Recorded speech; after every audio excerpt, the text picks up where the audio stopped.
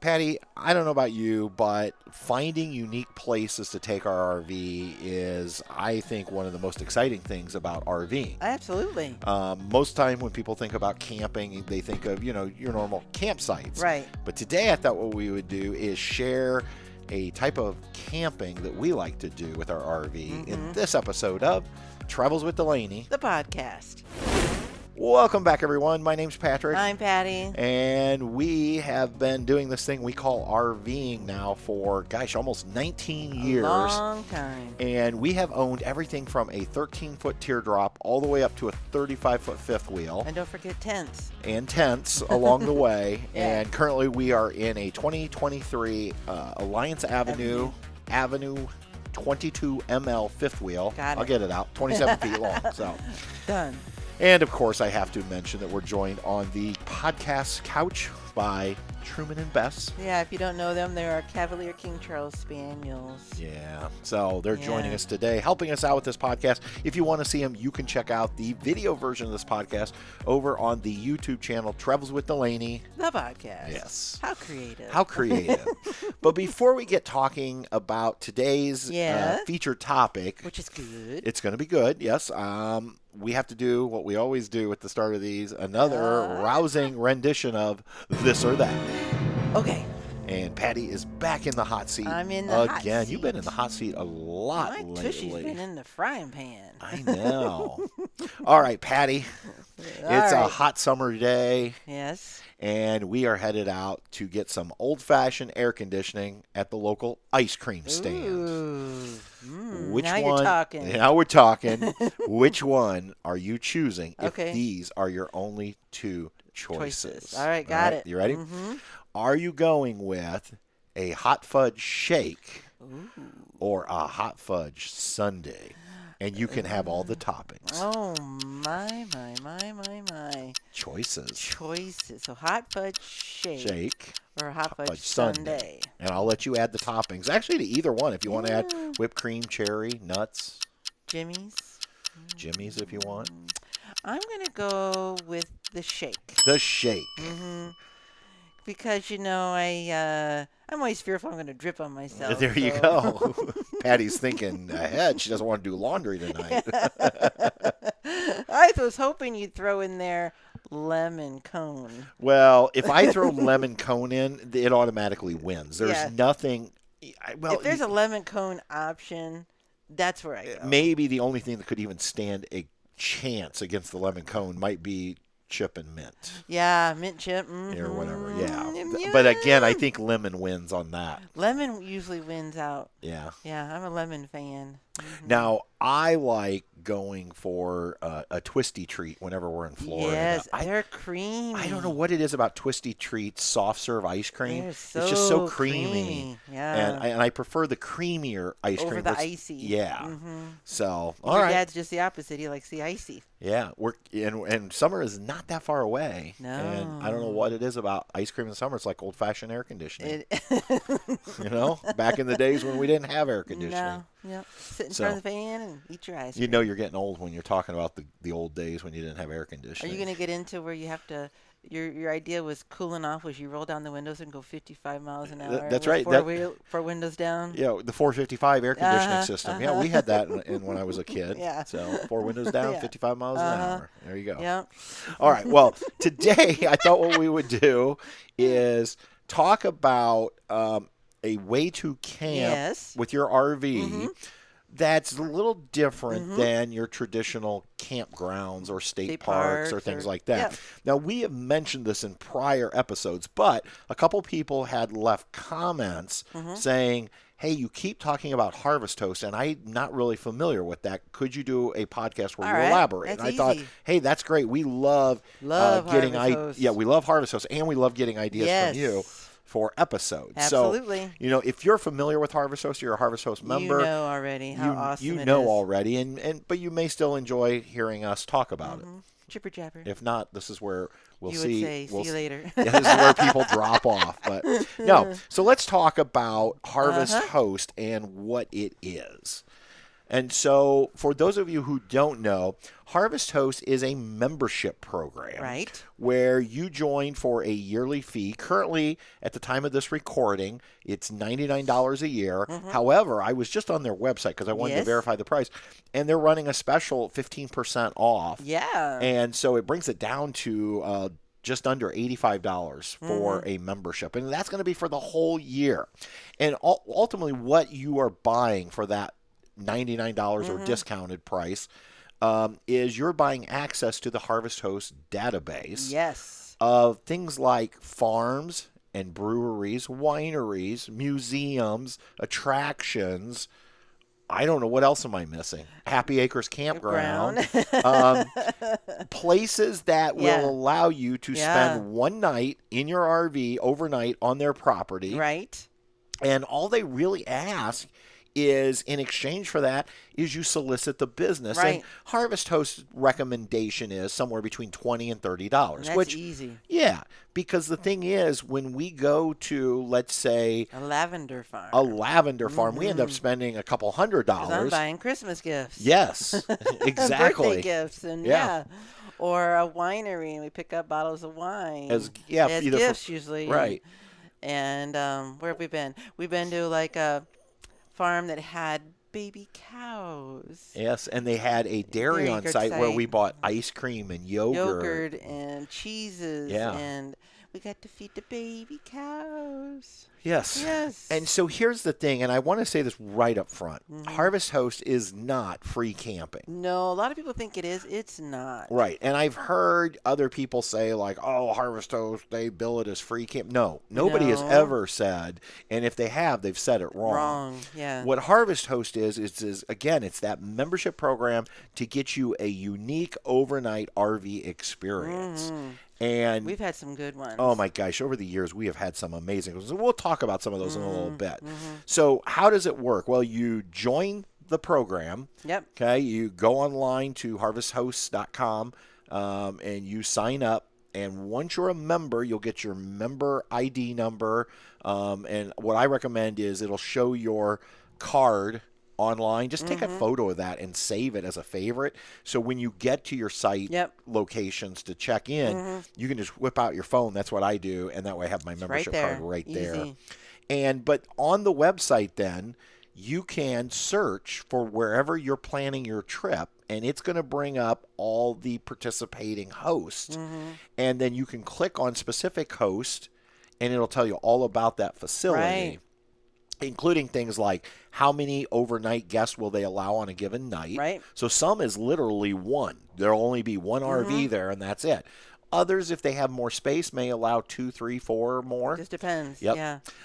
It will also list how big of an RV they can host. Because there are some hosts that are literally maybe like a family farm or like the dairy that we were at. Or next to an apple orchard. Yeah, and they may only be able to accommodate a 30-foot RV. And so it'll be listed on the site. And then most of the hosts now, I believe, use the online reservation system. So when we became members years ago, you had to call the host and find out if there was availability. I love the new system. It makes it a lot easier. I just go in, I look on their calendar to see if it's available. Once I see it's available, I put in my request, and usually within less than 12 hours, in most cases, they let you know. They let you know you're all confirmed and ready to go. And so literally you can just sort through. I mean, a lot of times when we're traveling, we'll say like, okay, this is going to be a Harvest Host stop. We want to do a Harvest Host because we want an experience. We don't just want an overnight stay. Right. And then we'll start seeing like what our options are in a given area. And so that's why we always read the descriptions. And here's the thing. Understand this is overnight parking in essence. Right. In most cases, there are no hookups. Right. So no water, no electric, no sewer. In most cases, and the reason I'm saying it that way, there are some that have done that. Yep, that will offer up for an additional fee, hooking up to their electric or letting you use water, things like that. But you should go into this assuming there's nothing. There's nothing. You got to have all your tanks with water, and you're good to go. You're able to be comfortable, I guess. Yeah. But if you find a host online that says for an additional fee, you can have electricity, for $10. If it's hot out, I'd spend it. And we have spent the $10 or 15 or whatever. And so, yeah, and then you book it. And then usually most of them will ask that you arrive during business hours. Right, which makes sense. Because you want to enjoy it. You don't want to just come in the night, sleep, and go. Right. So most of these are not going to be places where you can arrive at 11 o'clock at night. No, they want you there at a good time so you can enjoy it. Or sometimes they have like one time there was like a tour of because we were at a farm. At a farm, yeah. Mm-hmm. So if we're traveling and we know we want to travel late because we're trying to knock out miles, then we go Cracker Barrel. Yeah, that's where we go. But if we are not in a big hurry, and again, we want an experience, that's when we start looking at the harvest. And then usually I try to make sure we're arrived by 3 o'clock. Right. Because we want to get set up and we want to enjoy whatever the experience is. Sometimes there's like pizza ovens and food you can buy and wine you can drink or beers you can get or whatever. And, we want to be able to do that kind of thing and not just come in late and not get to enjoy. Right. That's kind of a waste. And I think they ask that you not stay more than 24 hours. So the nice thing is it's not like we got to check out by 10 a.m. You can probably stay a little. If you didn't get in until 3 o'clock in the afternoon, theoretically you could stay a little later and you won't be rushed, that type of thing. And understand most hosts, it's one night only. Yep. Now, if a host offers to let you stay an additional night, that's fine.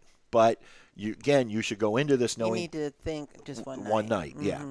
And that's basically how it works. There's no limits. If you wanted to stay at a harvest host every night of the year, right? You could. You could. They don't care as long as the host that you're going to be moving around, but you could do that. So I just wanted to make that known because I've had people ask me, like, how many times can I use it? Your membership is good for a full 365 days. Mm-hmm.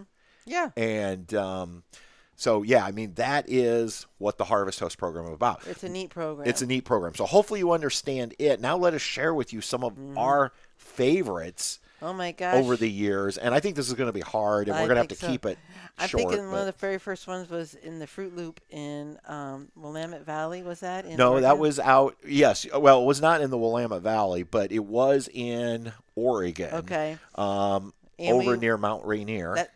Mount Hood. You're right. You're right. Mount Hood. We had our little tab, and where we parked, it was a beautiful day. And the Columbia River Valley. That's what it is. Yep. And most people told us that, oh my gosh, you got to see the top of Mount Hood, because U.S. skiers for the Olympics practice up there. And I'm like, are you kidding me? Because this was July and there was snow at the top. Yeah. And they said normally it's just so clouded over you can't see it, but we could actually sit. And that place you could go get, wasn't it like different kinds of berries? Yeah, so it was a blueberry farm. Right. And when we arrived, the blueberry farm was open. And I said, we're here with the Harvest Host program. And she said, just go out back. She kind of pointed me in the direction. She said, anywhere you want to set up in the grass. Mm-hmm. And so I remember I said to her, I'm like, oh, would it be okay if I back my trailer in so we're facing the mountain? She said, any way you want. You make yourself at home in that area. Right. Okay. And so we did, if you remember, I backed our Tab 400 up so we could. Our big old window. Yep. Look out at Mount Hood. And then there they offered you pick blueberries. Cherries and red raspberries were in season when we were there. Yep. And so, and the hosts were great. Yes. I mean, they were just so nice and welcoming. Mm-hmm. And so we ended up picking, I think everything. I think we picked some blueberries, we picked some raspberries and some everything cherries. Was awesome. And just had a wonderful time. And I remember, I think by the time nightfall came, there might have been 3 other campers with us, like a total of 4 maybe. Oh, I don't remember anybody there. There was a couple others there. We were all spread out pretty good. But yeah, it wasn't loud. It was quiet. It was peaceful. It was great. Yeah. Mm-hmm. Okay, so that's one of your favorites. That's one of my favorites. There's another one in my brain right now. But okay, let's hear it. It's going to be the Lavender Farm in Washington, the state of Washington. Squim. Mm-hmm. Yeah. That place was unbelievable because I always thought lavender was just purple. But they had purple, white, yellow, the rose and rose lavender on this hill. And we were up in the hill and surrounded by lavender. And Truman was just a baby. I'm like, we're all going to sleep well tonight. Yeah. You could just smell the lavender and the sun. It was beautiful. They had an awesome, store. Gift shop Because we got lavender ice cream. Lavender ice cream. Yeah, and then they had all kinds of and you bought a lot of products like lotions and soaps and things that you used. And you even had stuff for cooking you got for your chefs that you work with. Yeah, there was like lavender flavored, I think, salts and things like that. Yeah. And what was great there, I remember they had told us that night there was only going to be 2 of us. Yeah. And we went up on the hill, Yep. and the motorhome was down low just because it was easier for them. And but I remember the gal in the gift shop, she said, if you want to take photos and video, if you wait till we close at 5 o'clock, the 2 of you are going to have the whole place to yourself, and you'll be able to get some really good shots. So so we didn't really attempt to, and neither did the other couple in the motorhome. And then, they closed at like 5, and like about 5:15, I think it was, or 5:30. Yeah, a van showed up with a whole group of people with their cameras. I don't know if it was like a photography club or. And then they spent so much time taking photos that we really didn't get to do what we wanted to do. Yeah. And it was funny because I remember talking to that other couple, and they're like, I don't think they knew this group was coming. Yeah. So I don't know if it was like a tour group that just knew like once the Lavender Farm closed. But it was still a wonderful evening sitting out. Oh, yeah. It was just perfect beautiful. Weather. The state of Washington was just beautiful. So, yeah. So one of my favorites, and here's the thing, we have just had so many good experiences. For instance, a good example is like the Silver Knot. Oh, my gosh. Up I in forgot Montana. About Silver Knot. It's a wedding venue. Thank you. I couldn't think of the word I wanted to use. But and they added a campground now, too. Now they have actual little campsites. Yeah. But, oh, my gosh, the host there is so nice. I remember, I said, after we got set up, and I said, we need to go up to your gift shop. And she said, well, we don't have a gift shop yet. And I said, well, I was going to buy something to support you. And she said, don't worry about it. We're going to eventually get a little gift shop here, but we just don't have anything. And I remember I gave her like a $20 bill. And she's like, I'm not taking it, And I'm like, yes, you are. Because, here was the thing. We were just in a gravel parking lot. But the property was awesome. Oh, it was so gorgeous. Beautiful. And we're looking out at the mountains. And they finally. Had a water feature made out of rocks and flowers and for the weddings. And you could walk around. And it was a beautiful property. And I remember I finally convinced her to take the $20 bill because I'm like, do you know what KOAs charge? And you don't get this kind of view at most KOAs. And that's the night we learned what a sound of a peacock sounds like when they're excited, when there's 2 peacocks in the neighboring farm. Yes. Sound like. That's. It was interesting, but it was just, that place was so cool because. Anyway, it's big sky country anyway, and the stars at night, and it's just it was gorgeous. Beautiful. And I hope someday to get back to the Silver Knot. It was beautiful. Our very first Harvest Host, if you remember, Winery. It was a winery in Oregon that had.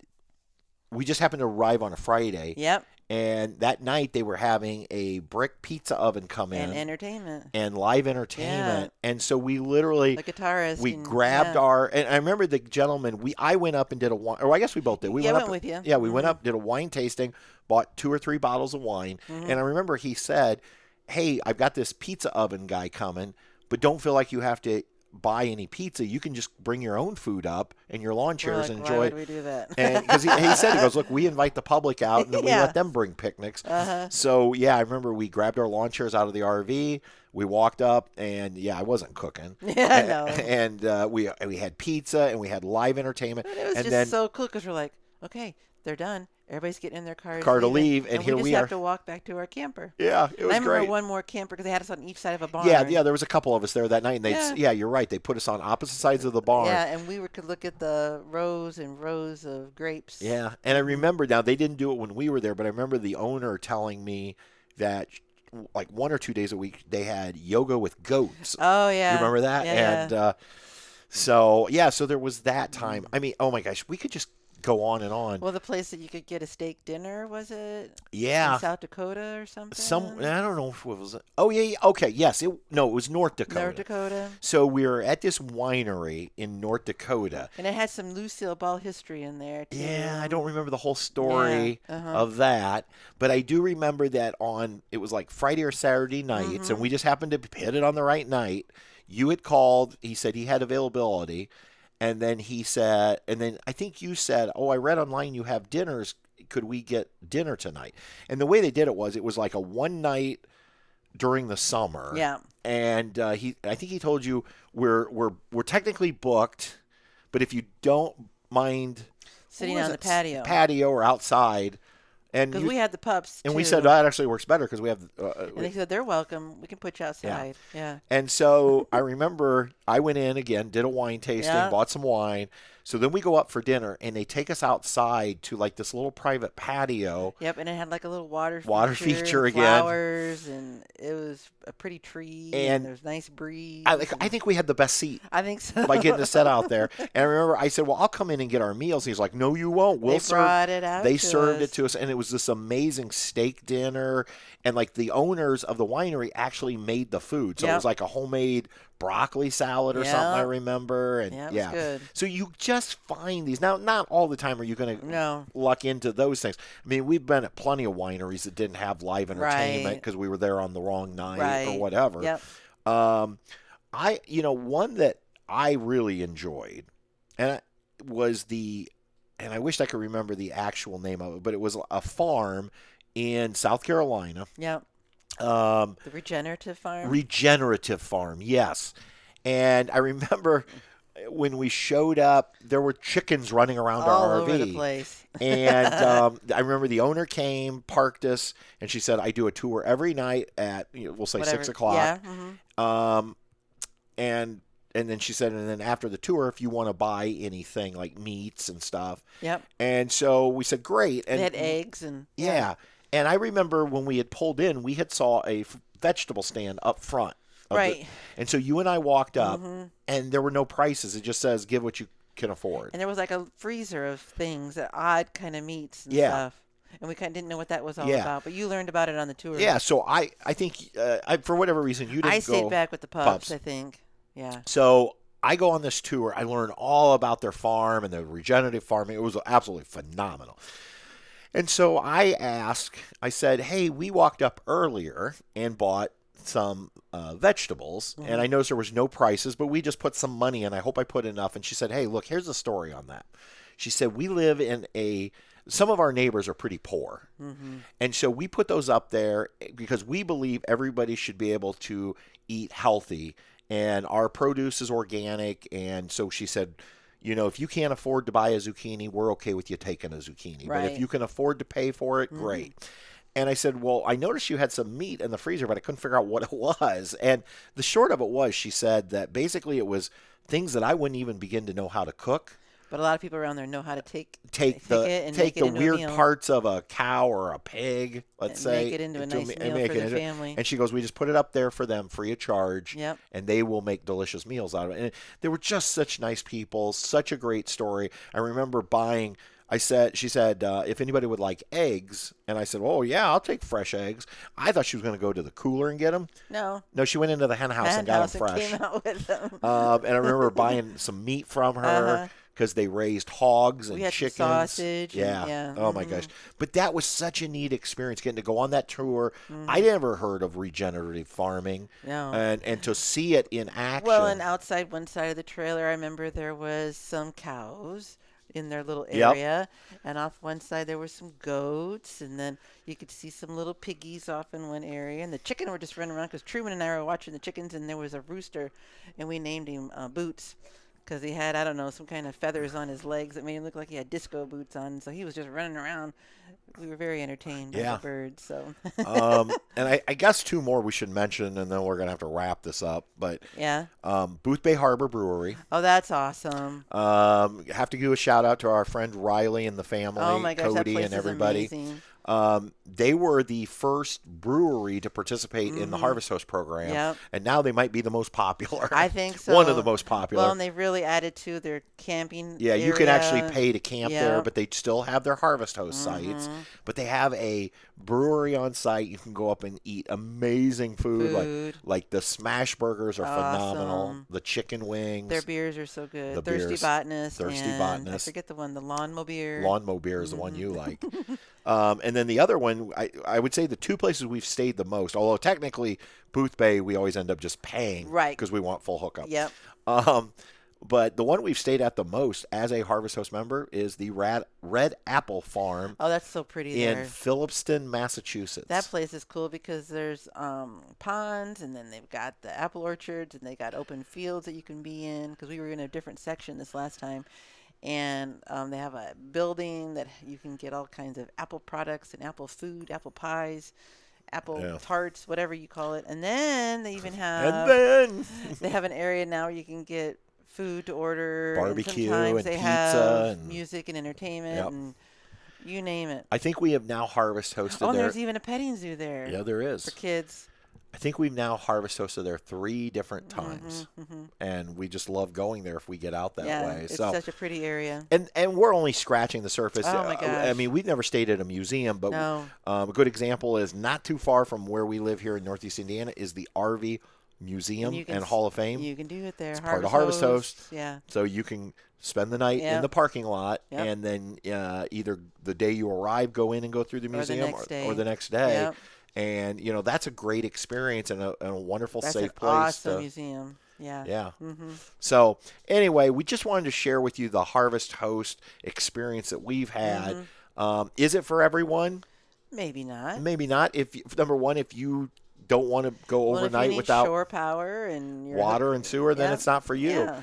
But if you are somebody who says, sometimes I like to get off the beaten path. Mix it up a little bit. And I'm, don't get me wrong, we all love not all. Patty and I love the glamping experience. Oh, sure. But we also like these really unique experiences. Oh, yeah. And so it's just another, tool in our arsenal another branch of camping. Yeah, for us. Yeah.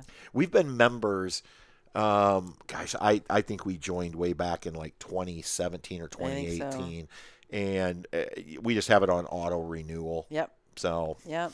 All right. Well, thank you so much for joining us today for another episode. Again, without all of you listening and supporting us through your kind comments and feedback. Yep. Really appreciate it. We just wouldn't do this because.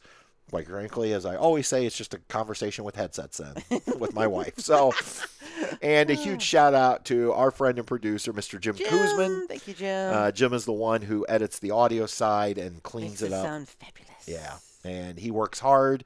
And yes, he does. We tell him thank you, and we buy him gifts like maple syrup and bourbon. But that's never going to be enough for all that he does. No. So, all right. Well, I think that's going to do it for this week's episode, and we hope to see you next week, same day, same time. And until then, we'll see you. On down the road. Bye. Travels with the lady. We'll see you on down the road.